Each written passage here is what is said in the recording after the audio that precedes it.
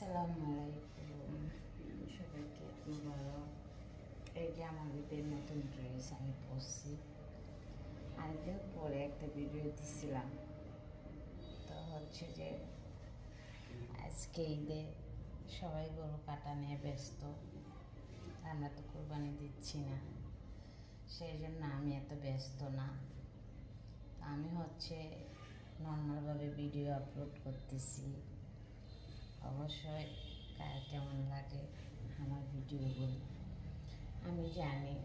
ফেসবুকে অনেক কষ্ট করি আমরা সবাই, কিন্তু যারা হিংসা করি তারা কি কখনো সফল হতে পারবো না।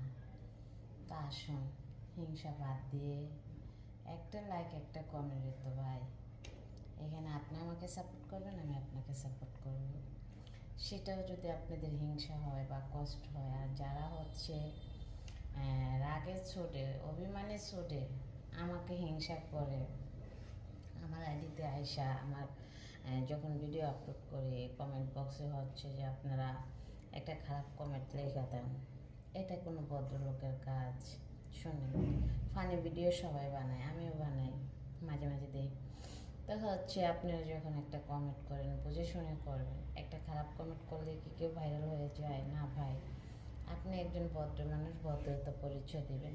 পৃথিবীতে কে কেমন, খারাপ হোক ভালো হোক, এটা কারো গায়ে লেখা থাকে না।